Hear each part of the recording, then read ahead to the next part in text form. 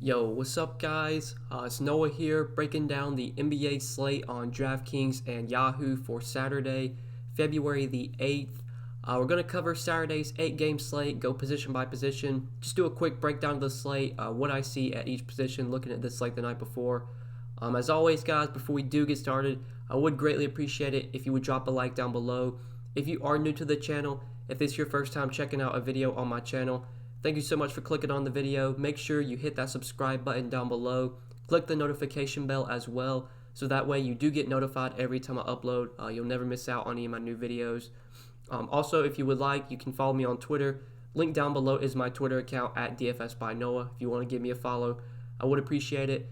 You can check out my Patreon as well, which is linked down below. I do have a ton of NBA content posted on Patreon Monday through Friday. My article, my updated core plays, you can get in our Discord chat. All that is available on Patreon, so if you want to check that out, it is linked up down below as well.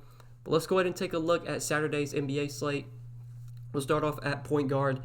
At the top, we got LeBron James, most expensive option today, $10,900, in a really good matchup against the Warriors. I do like LeBron quite a bit today. I think there's going to be a lot of value on this slate.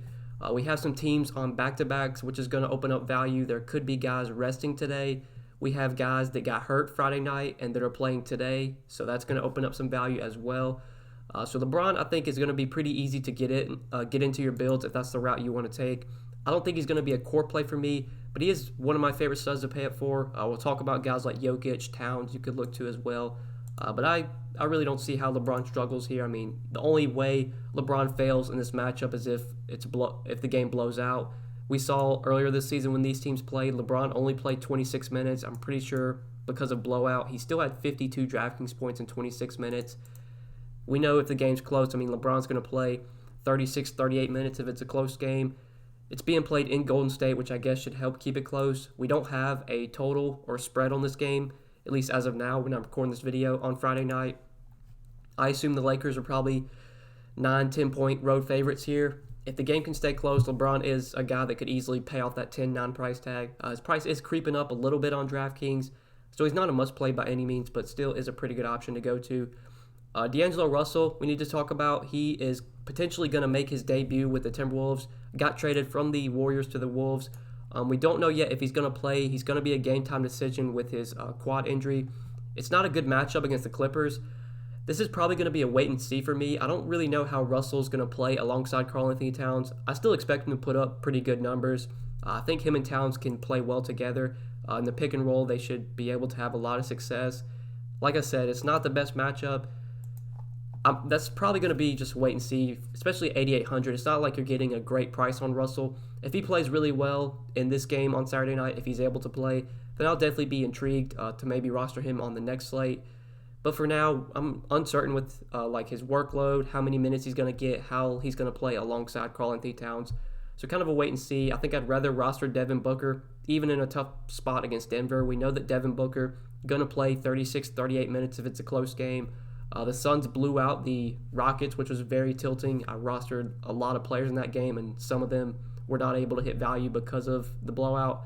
That was a blowout in that game, so I assume Booker not going to be limited here. I mean, he's not going to be limited regardless, but didn't get his full minutes Friday night, so he should be a full go Saturday night against the Nuggets.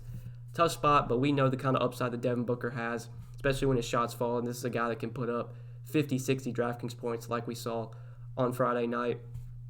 In this mid-range, Spencer Dinwiddie's still a guy you could look to. He's actually been pretty bad the last few games with Kyrie out. Last two games, 31 and 24 minutes. Both those games were blowouts. 24 and 20 DraftKings points. Not the best spot against the Raptors, but Dinwiddie's price has come down a little bit, so he's still in play for me at 7,800 if you want to go to him. The Pelicans could be an intriguing team to target today. Right now, as I'm recording this Friday night, Brandon Ingram is questionable for this game against the Pacers. Brandon Ingram does lead this team in usage, so getting him off the floor should allow for more opportunity for guys like Lonzo, Drew Holiday, Zion. So these guys could become pretty intriguing options. For now, they're kind of wait and sees. I don't think any of them are going to be core plays for me. But if Brandon Ingram does wind up out, I think a guy like Lonzo Ball would become a pretty appealing option. Draymond Green is listed as questionable for Saturday, so if he were to sit, maybe a guy like Eric Pascal you could look to. With Draymond Green at 7K, I don't really have any interest in him today. especially in the matchup against the Lakers. I do, however, have a lot of interest in Fred VanVleet, priced right under Draymond Green. So Kyle Lowry did get hurt in Friday night's game against the Pacers, I believe they played Friday night. This is a back-to-back for the Raptors. We've already got word that Kyle Lowry is unlikely to play today, which should mean Fred VanVleet gets a pretty nice bump here with Lowry not expected to play. I imagine VanVleet gets to start at point guard. Even if they start like Terrence Davis at point guard, I still expect VanVleet to have the ball in his hands a ton, to be the primary ball handler with Lowry off the floor. And we will take a look at his numbers this season. When you take Kyle Lowry off the floor, he does see a pretty nice bump in usage. His fantasy production also sees a nice bump as well. The usage rate up to 25% for Fred VanVleet with Lowry off the floor, averaging 1.17 fantasy points per minute, 33% assist percentage. Looking at the differential, sees nearly a 3% bump in usage. Nice bump in his fantasy point per minute average as well. I really like Fred VanVleet, especially in this matchup against Brooklyn. He's one of my favorite plays today. With no Lowry, he should easily be able to pay off this price tag. Brooklyn, they're not that good of a defensive team. They've really struggled against guards this season. VanVleet put up a monster game against Brooklyn earlier in the season, had 56 DK points in 36 minutes. It's a really good matchup. We know the minutes are going to be there. He's going to play huge minutes if this is a close game, which it should be. So I love Fred VanVleet today. I think he really stands out in the mid-range at point guard. I think the Pelicans guys are also really good options. If Brandon Ingram's out, guys like Lonzo, Drew Holiday will become very appealing, especially a guy like Drew Holiday. He should see a very nice bump in usage if Ingram were to sit. And this is a 7:30 game, so we should know that before lock. We'll probably get an update in the afternoon, but if we don't get an update in the afternoon, we should get one before lock on Brandon Ingram's status. These Detroit guards are definitely worth talking about. So Derrick Rose did not play Friday. Don't know yet if he's going to play on Saturday. If he plays, I really don't have any interest in him, even in a good matchup against the Knicks. If he's out, though, I think a guy like Reggie Jackson becomes an appealing option again. Jackson had a really solid game again Friday night, 33 minutes against OKC, 36 Draftkings points. The price is up to $6,600, so he's not a must-play by any means, but would still be a guy I'd have in my player pool for sure. Now, I don't think Reggie Jackson, he actually did play on this back-to-back. They've rested him sometimes on back-to-backs. Not sure if they would do that today. I think most likely he plays, given he played when they had a back-to-back on February 2nd. He played then, so I'm assuming Jackson plays today. If Derrick Rose remains out, you could look to him at $6,600. I think I'd probably rather go to Malcolm Brogdon, though, for a little bit cheaper in a really good matchup against the Pelicans. $6,500 for Malcolm Brogdon is a very appealing price tag, especially because we do know that Victor Oladipo is going to rest today, which should help Malcolm Brogdon, should allow him to get a little bit more usage. I know Oladipo hasn't been the same player that he has been in previous seasons, not the high-usage elite fantasy producer that he used to be, but still getting him off the floor should be a boost for Malcolm Brogdon. We can take a look at his numbers with Oladipo off. It's going to be a very small sample size, I would imagine. Probably like 20 minutes if I had to guess. Let's see here. Oh, they're actually a big sample. Well, I guess I didn't really think about that. I should have looked at his numbers like with Victor Oladipo on the floor. He's obviously got a big sample size with Oladipo off because he's played a lot this season before Oladipo was healthy. I think getting Oladipo off should benefit Brogdon. I mean, he still averaged over a fantasy point per minute this season, 26% usage rate. He still leads this team in usage, nearly a 37% assist percentage. And now he's in a great matchup against the Pelicans. Pace-up spot here. I really like Malcolm Brogdon at his DK price. I think he can easily pay off this salary, especially because he should be the primary ball handler, primary point guard with Oladipo resting today. So him and VanVleet really stand out in the mid-range at point guard. I like Malcolm Brogdon quite a bit on Yahoo as well. He's $25. I think he stands out at that salary as well. It just looks like a really good option in a pace-up matchup. Good or bad defensive team, Pelicans. We know this team struggles defensively. They rank 24th in defensive rating on the season. They're playing at the third fastest pace, which is really all you need to know to go to a guy like Brogdon today. Should benefit in this matchup. But then Jamal Murray, kind of the last guy I want to talk about. I think he's another point guard in this mid-range that really stands out against the Suns. So last game against Utah, he did play 43 minutes, but I think that was a little bit of an outlier. The Nuggets were very short-handed for that game against the Jazz. I believe they only they only had 7 healthy bodies on their roster.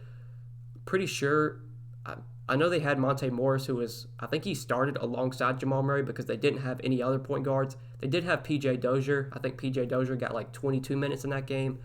But Murray was able to play 43 minutes last game just because of how shorthanded they were, 42 DraftKings points.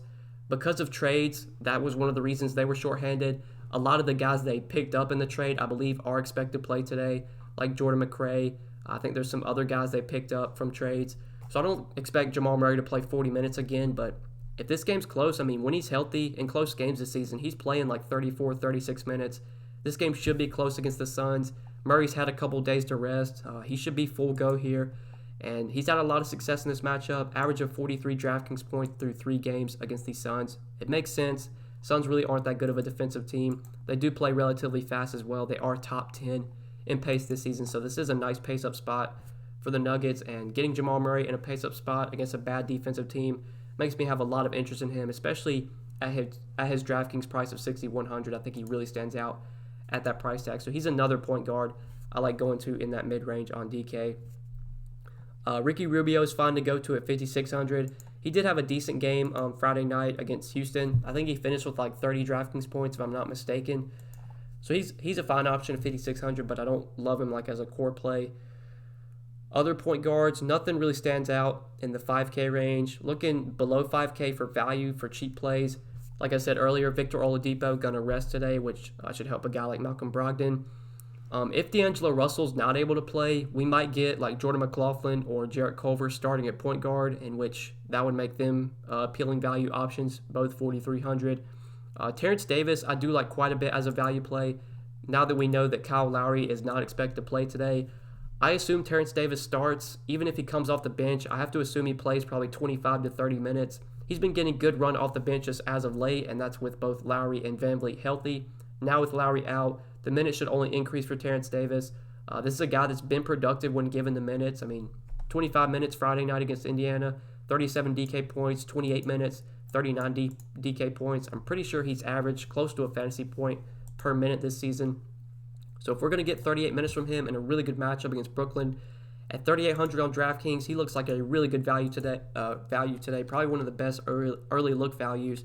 And over on Yahoo, he's very cheap as well. He's at $11 at point guard. I think he really stands out over there as well. Like I said, I assume he starts. Even if he comes off the bench, the minutes should still be there, as he's pretty much going to be the backup point guard to VanVleet. And I assume they'll stagger their minutes like they do with Lowry. So either one of VanVleet or Davis is going to be on the floor at all times. And whenever they're not on the floor alongside each other, that should definitely help their assist percentage, especially when you have like VanVleet as a primary ball handler. That should really help his assist. And then whenever VanVleet's off the floor and Terrence Davis is the primary ball handler, that should really help his assist numbers as well.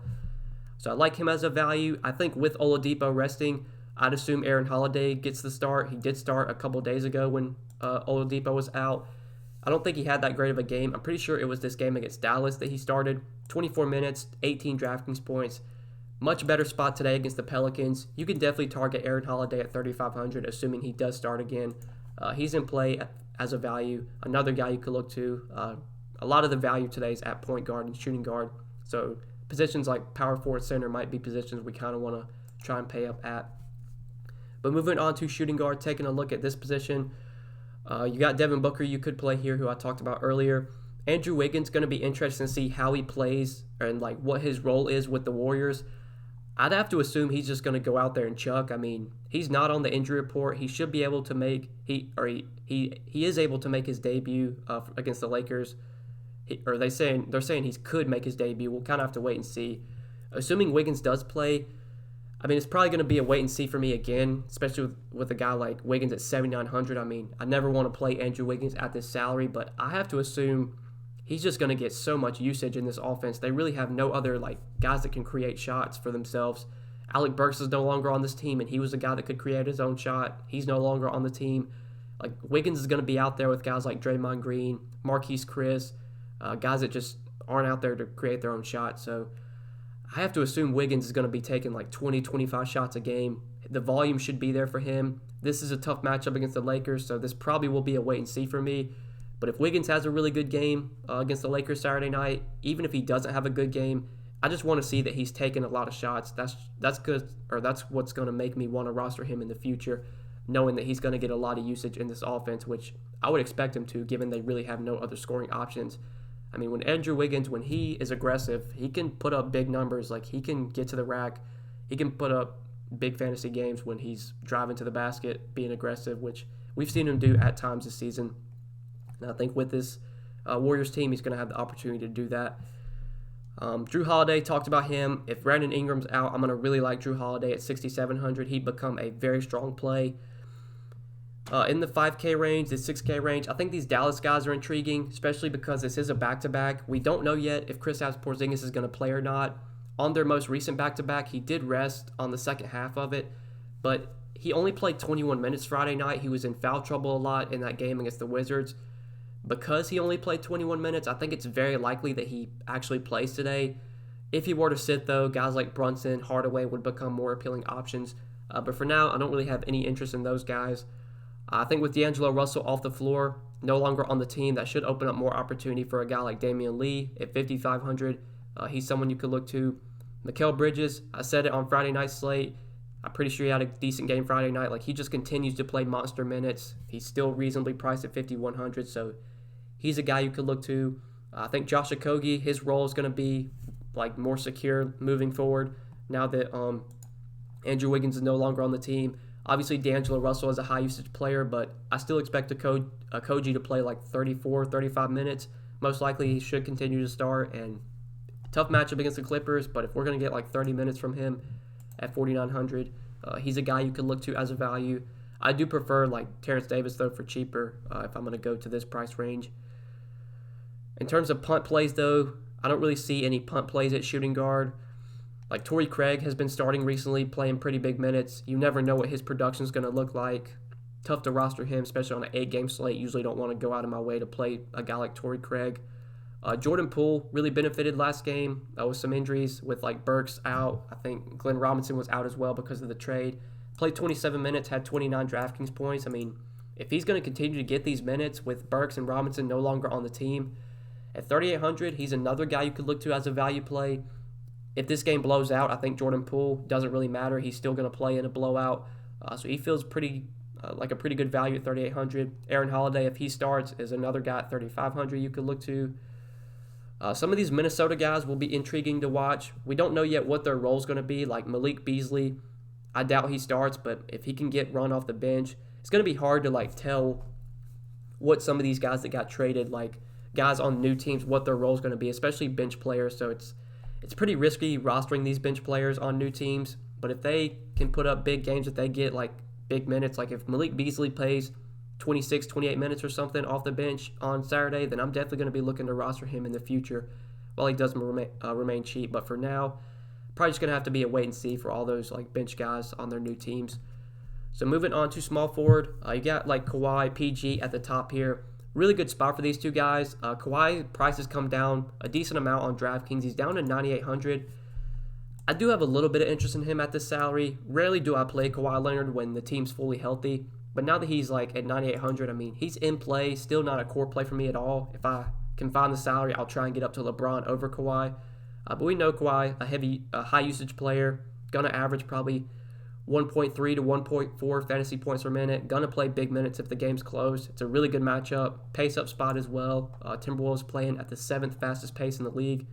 Or not really a pace-up spot, I guess. I mean, Timberwolves 7th in pace, Clippers 8th in pace. But still should be a fast-paced game overall. Paul George, 8,400. You could also target him. He's actually been playing a little bit better than Kawhi as of late.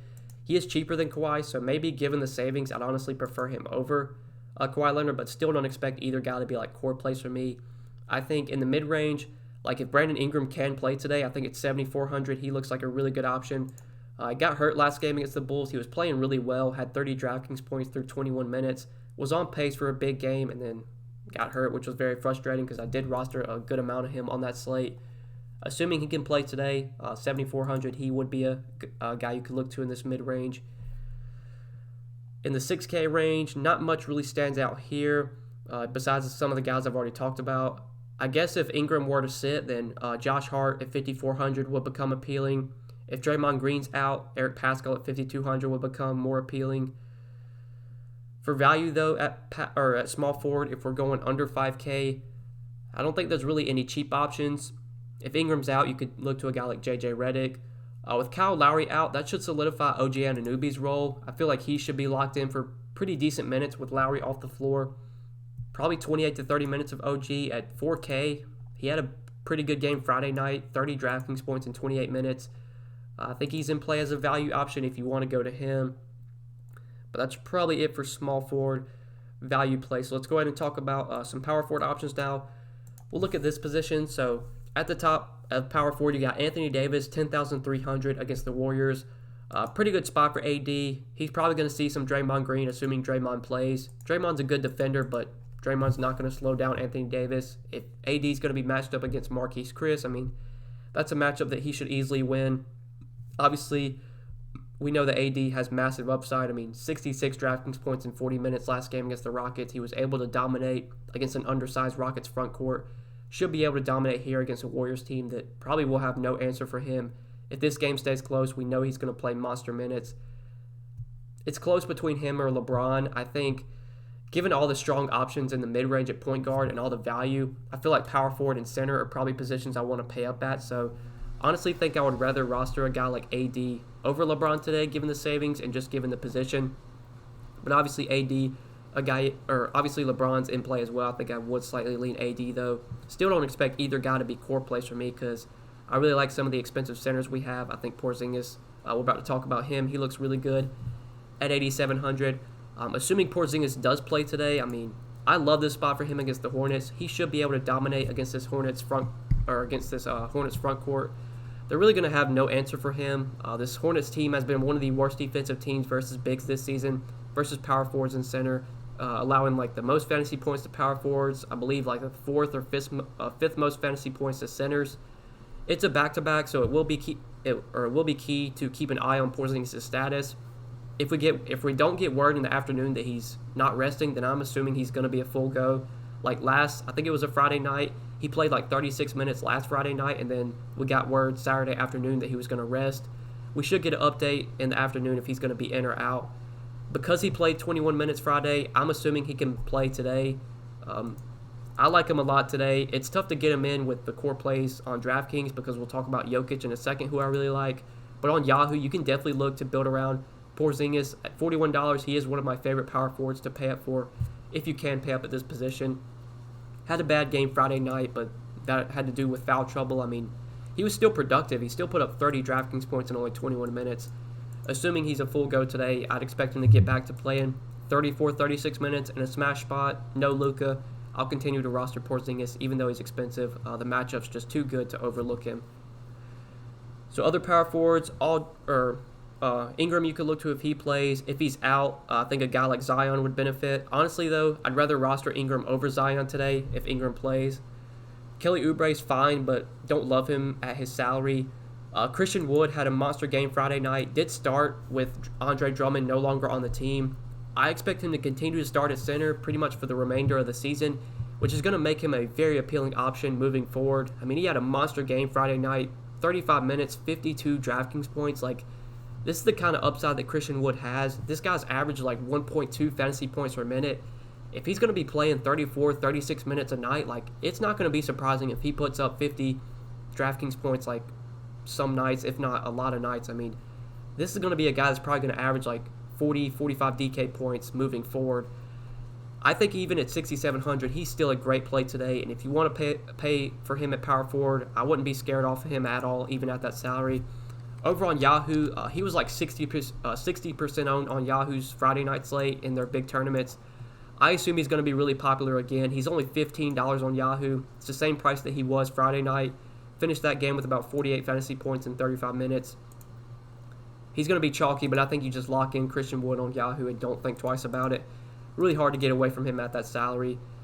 On DraftKings, up to 6,700, I guess you could go away from him, but he still looks like a great option. If he's going to continue to get 34, 36 minutes, like, he's probably going to put up 40, 45 DraftKings points most nights. He's going to average over a fantasy point per minute, and it's a really good matchup against the Knicks. So I still have a lot of interest in Christian Wood. He's definitely one of my favorite power forwards to go to in that mid-range. If you can't pay up for guys like Ingram, Zion, Porzingis, AD, if you can't get up to those guys, Wood looks like a very strong play. But then other power forwards, In the 5K range, not much stands out here besides the guys I've already talked about. If Porzingis winds up resting, then a guy like Maxi Kleber would become a very appealing option at 4,900. But that'll just have to be news we kind of wait and see on heading into Saturday night. Markieff Morris did not play Friday. I assume if he plays today, he probably starts at power forward and then Wood starts at center. They did start Thon Maker on Friday night, and Thon Maker actually had a really good game, and we will talk about him in a second. But I think one of the reasons he started was because Markieff Morris was out. If Morris plays, maybe he gets the start, which would make him a decent value at 4,200. But I guess we will talk about Thon Maker. So he's down here at 3,300 on DraftKings. Like I said, he started Friday night against OKC, played a ton of minutes, 34 minutes, and had 33 DraftKings points. Assuming he starts again, at only 3,300 on DraftKings, he looks like another strong value play that you can go to. I think I would slightly lean like with a guy like Terrence Davis over him, but he would probably be my second favorite value play today. There are a ton of underpriced guys on DraftKings, so you don't have to jam in McCurr, but if you want to go with like a Stars and Scrubs build, which I think is totally viable, someone like Thon McCurr should make that build much more easier to do. I think next to Terrence Davis, he's my favorite value play on the slate. Only 3,300 on DraftKings, very appealing price tag. Power forward and center eligible, which also makes him a much more appealing option. But now talking about center, we'll run through this position real quick just before we end the video. So you got two expensive centers here over 10K. You got Karl Anthony Towns at 10,500, Nikola Jokic at 10,200. So with D'Angelo Russell on this team now, he's a much higher usage player than a guy like Andrew Wiggins. I think that is going to cut into Towns' production a little bit. I still think Towns is going to be a great fantasy option every night. I still think this is going to be a guy that puts up probably 50 to 55 DK points most nights. I think his ceiling is a little bit capped with Russell now on the team. But like I said earlier, it's not set in stone that D'Angelo Russell actually plays today. If D'Angelo Russell can't play, I mean, Karl Anthony Towns is going to be out there with a bunch of scrubs. He's going to have to do all the heavy lifting. So he would become a very strong play if Russell can't go. If Russell plays, though, I'd probably side with a guy like Nikola Jokic. I mean, Jokic looks like a smash play today against the Suns. We know this is such a good spot. DeAndre Ayton, one of the worst defensive centers in the league, definitely should be a spot where Jokic goes off. I mean, the dude's been playing at such a high level recently. 82, 69, 79 DK points the last 3 games, getting a ton of minutes. Paul Millsap is expected to play today. Jeremy Grant's also expected to play, so I don't think Jokic plays 40 minutes, but I still expect him to play probably 32 to 34 minutes if it's a close game. This is still a guy that has like a 30% usage rate this season. We'll take a look at his numbers real quick. Even with like Murray healthy now, even with Paul Millsap expected to return, like Jokic still has monster numbers on the season. We know that Michael Porter Jr. is going to be out, Will Barton's going to be out, Mason Plumlee's going to remain out as well, so that should free up a little bit more usage for a guy like Jokic. On the season, still averaging 1.43 fantasy points per minute, 27.5% usage rate, 34.6% assist percentage, 17.5% total rebound percentage. This is a guy that can contribute in all categories, has triple-double upside. I mean, 30, 21, and 10 from Jokic against the Jazz, like that was just a monster line from him. He's got that 70, 80 point upside. He's one of my favorite center plays today. If D'Angelo Russell's out, I think you can definitely go to a guy like Karl Anthony Towns who should just get a ton of usage playing with a bunch of scrubs. But for right now, not knowing the status of D'Angelo Russell, I think I do side with Jokic for a little bit cheaper. I think Jokic looks like a great option on Yahoo as well. He's $49. He's expensive. But there's plenty of underpriced guys on Yahoo if you want to pay up for Jokic. Only reason I didn't include him into the early core is because Christian Wood looks like the best play at center on Yahoo, and it's really tough to get guys like Jokic, Towns into my lineup if I'm trying to prioritize Wood at $15. But you could play them in the util if you want to go that route. But now other centers, you got Porzingis you could play today, who I talk about. I really like him. Sabonis is in a really good spot, but at 9,500, he's kind of up to a point where I don't want to pay that price tag for him, even in a good matchup. I'd rather save salary and play like Porzingis, even play DeAndre Ayton at 9,100. Siakam, I like this matchup for him against Brooklyn. With no Kyle Lowry, he should pick up a little bit more usage. At 8,200, you could definitely go to Siakam today. Zion's also a fine guy to look to, especially if Brandon Ingram were to sit. Great spot for Serge Ibaka. I think I still would prefer Christian Wood over him, though. I think Christian Wood looks like a great play at 6,700.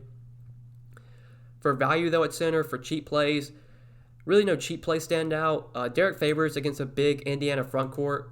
he's probably going to have to get decent minutes. I mean, he only played 19 minutes against the Bulls, which was very concerning. That game did go small. We saw a lot of Zion at center. It also blew out as well, even though it was only a 6-point finish. Like the Pelicans were up by like 20 in the fourth quarter, and none of their starters played in the fourth quarter, if I believe. So only 19 minutes. The minutes were obviously a concern, but this does feel like a spot where maybe Favors is needed to play 25, 30 minutes. Maybe we'll see them run a lot more a lot more Zion and Favors alongside each other. They haven't been doing that much this season, but I think this is a matchup where they could do that, given the size of Miles Turner, Domantas Sabonis. Having those guys on the floor a lot should allow Derek Favors to get more minutes. Played 26 minutes against the Pacers earlier this season, had 36 DK points. He's a very productive player when he gets the minutes. It's just a matter of will he get the minutes or not. I think taking a shot on him at 5K makes plenty of sense as a value center. And then you got the Dallas guys you could look to if Porzingis winds up resting. Maxi Kleber for $4,900. Willie Cauley-Stein's really cheap, so if Porzingis winds up resting, I think Willie Cauley-Stein at $3,500 would become probably one of the best value plays on the slate and a smash spot against the Hornets. When Porzingis sat a couple days ago, or last week against the Hawks, WCS did get 26 minutes in the starting lineup and had 26 Draftkings points. I'd have to project him for similar numbers today, if not better, which would make him a smash value at $3,500 in an excellent matchup. So keep an eye on the status of Porzingis. Like I said earlier, only playing 21 minutes Friday night. I'm assuming he can play today and he's not going to rest, but he's rested on back-to-backs this season, so it'll be something worth keeping an eye on. But yeah, guys, I think that's it for this Saturday slate. I think we covered everything position by position. Just wanted to do a quick breakdown of the slate, get this video up on YouTube for you guys. So hopefully you did enjoy this video. Hopefully it did help you. If you enjoyed, make sure you drop a like down below. Make sure you subscribe to the channel if you have not yet. Click that notification bell as well, so that way you do get notified every time I upload. You can also follow me on Twitter. Link down below is my Twitter account at DFS by Noah. Also, link down below is my Patreon. If you do want to check out all the exclusive content I have to offer over there, you can check out the Patreon link down below. See everything I have to offer. But best of luck tonight, guys. I appreciate you watching. Hope you enjoyed the video, and we'll see you in the next one. Peace.